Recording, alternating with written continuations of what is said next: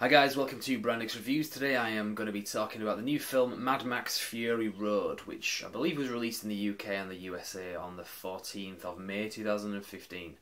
Went to see it yesterday in 3D and I thought it was really great. I really did, and I am a fan of the original trilogy. I would say you do not need to have seen the original three films. The way this film kind of fits in with those is kind of a bit confusing maybe, because you can look at it as a sequel, you can look at it as a remake, you can look at it as a reboot. Now, it is directed by George Miller, who did the original trilogy. The last film, Beyond Thunderdome, came out about 30 years ago, so it's quite a long time to have something like this. I mean, we've had films before, similar, where they are either a sequel or a remake, directed by the previous director. In some instances, they have the same cast, like The Evil Dead 1 and 2. Well, had one cast member. This one doesn't have any recurring characters, any recurring actors. It has Max Rokitansky in it, obviously. Played by Tom Hardy, which I think is a great choice. He isn't Mel Gibson. Mel Gibson is a different kind of actor. The different kind of performance that you get in this is, as I say, different. Now, one thing that I've heard is, and this is kind of a good, not theory, but just a way of looking at it, because it's open to interpretation. It is a sequel, it is a remake. It's open to interpretation, however you want to deal with that. Now, as I say, one interesting thing that I heard was that all these films do fit in, and the fact that it's played by a different actor, the reason for that is there's this guy, Max Rokitansky, Mad Max, who has been kind of taken part in lots of different stories, and different people's interpretation of who he is told in all these films, in all four films. So you can say there are inconsistencies perhaps between them, because, for example, in the second film, there's a gyrocopter guy. That actor returns in Mad Max Beyond Thunderdome, but it's a different character. So you could say, well, it is the same guy, but it's just being told from a different person's perspective, therefore there are variations in the story. You could say, well, one Max Rokitansky was played by Mel Gibson, one was played by Tom Hardy, and the visuals are very different. There's a lot of things that don't kind of fit from film to film. Again, you can say, well, that's because it's different people telling each story, so it kind of works. Kind of like my co-reviewer, The Core, was having this conversation yesterday, said, similar to Conan the Barbarian films as well. Included even Red Sonja, which sort of ties in with those, but then again, sort of doesn't, for legal reasons. But anyway, that's those films, but that's kind of the way I saw it anyway. Now, I've had a few people asking me questions, is Thunderdome in it? Because there is a bit in the trailer where you see a kind of a building that is like a Thunderdome. You see that very briefly. What you see of that in the film is pretty much all you saw of it in the trailer. And I think that was more kind of a nod. That was more just kind of to make it look like it was set in the same universe. It wasn't Thunderdome as such. It was just part of this building that looked like that. Somebody was asking me, is Tina Turner in this movie? No, Emma Jones. Tina Turner is not in this movie. If she was, you probably would have seen her on the posters or heard about it. In fact, is Tina Turner even still alive? I haven't seen anything of her for the last, God knows what, 20 years or something. But anyway, so yeah, there's all sorts of questions about this film, but I definitely recommend it.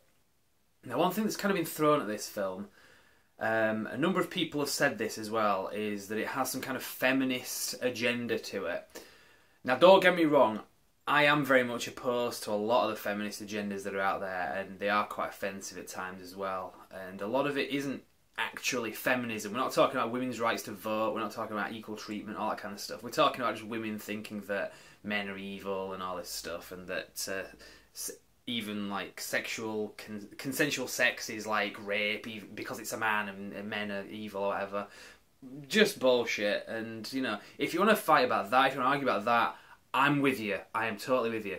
But what is being said about this film, that it has a feminist agenda to it, it may to a certain degree, but not to the extent that it's being talked about online. And every time that I've heard about this, I've traced it back to one blog and one guy's vlog as well on YouTube. This guy called Aaron Clarey in America.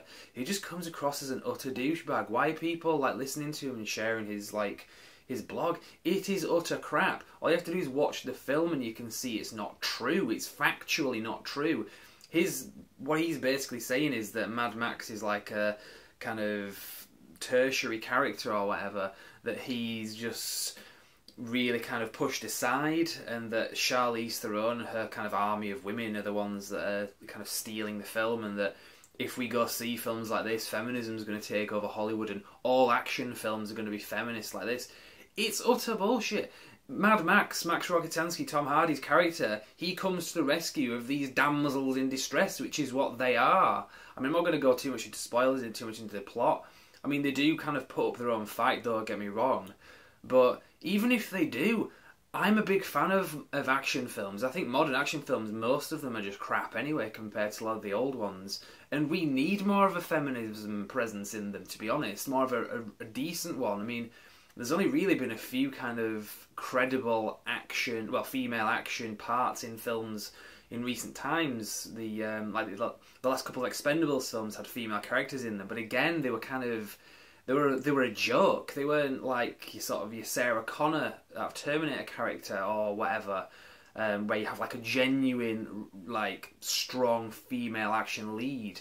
And what's wrong with that? People are getting really pissed off about the new Ghostbusters as well, because it's like, oh, it's going to be an all-out female cast. It's going to be a female-led cast. That in and of itself doesn't bother me. I mean, so what? I mean, I have seen... I mean, female-led comedies, on the other hand, tend to just be bad. Just because they are, not because women are crap at comedy. Women can be great at comedy, yeah,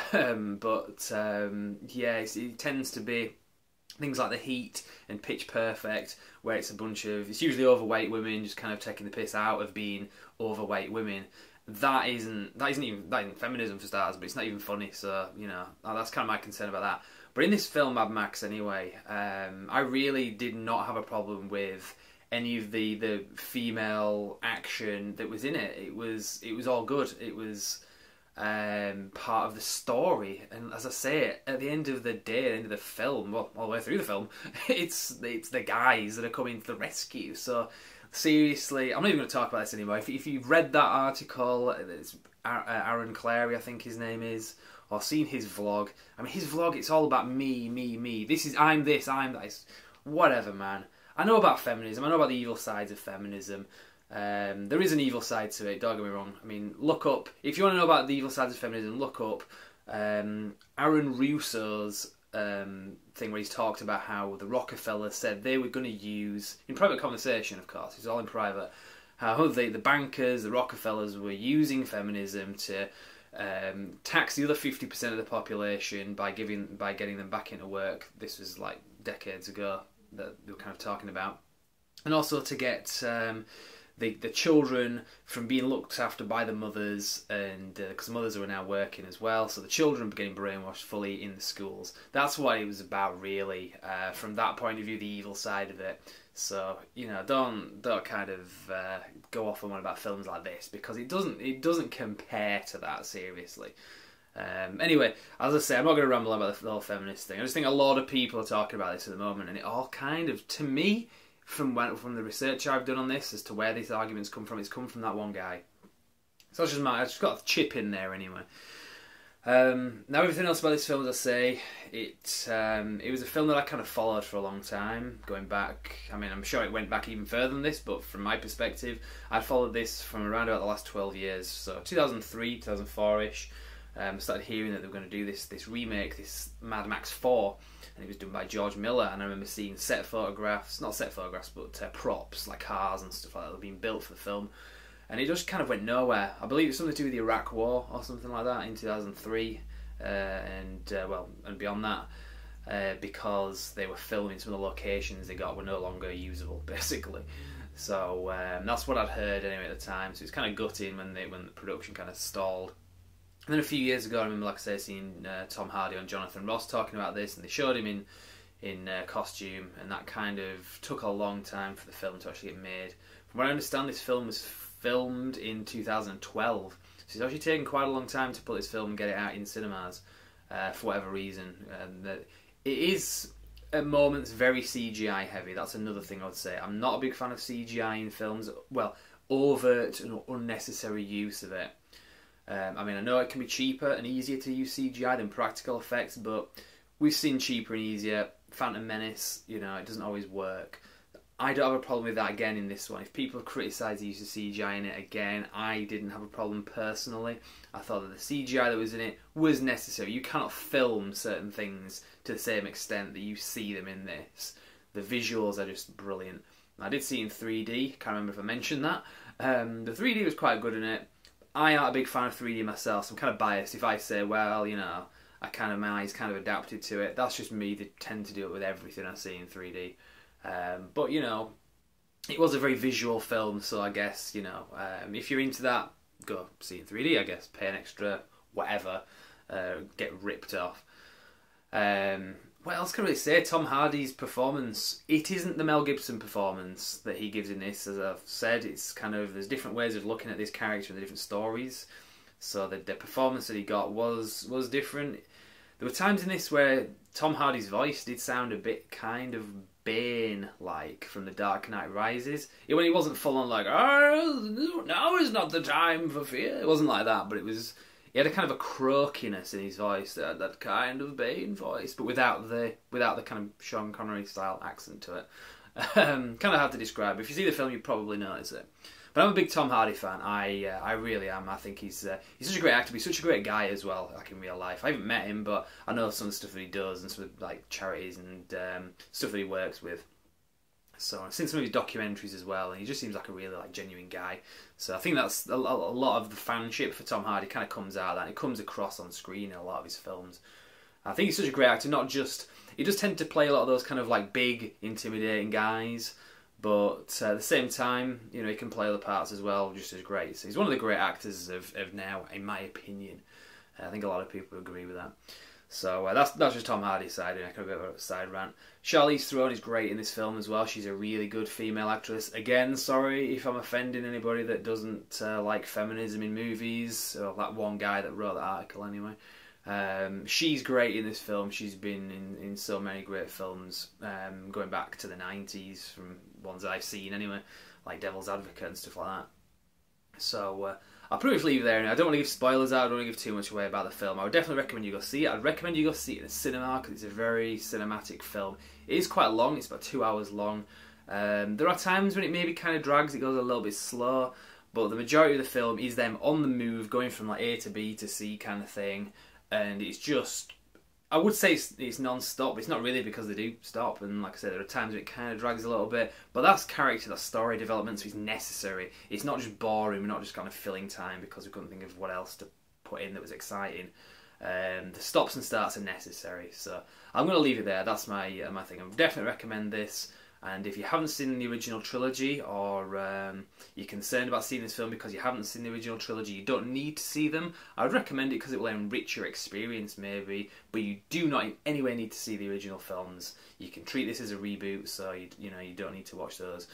Yeah, I'm going to leave it there. Thank you very much for watching, and if you want to follow more of my videos on YouTube, I've got the website and get the latest news, brandxreviews.com. There's a lot of information coming up on how to follow us, so do so. Again, thank you very much for watching.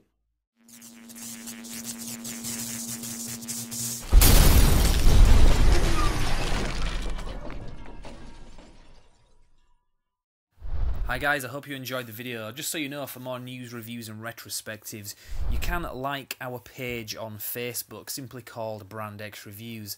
But as well as that, you can also subscribe to us on YouTube via this video. You can also bookmark our website, which is brandxreviews.com, which is pretty much a central hub for everything that I've just mentioned. So check that out, and we will see you next time. Thank you very much.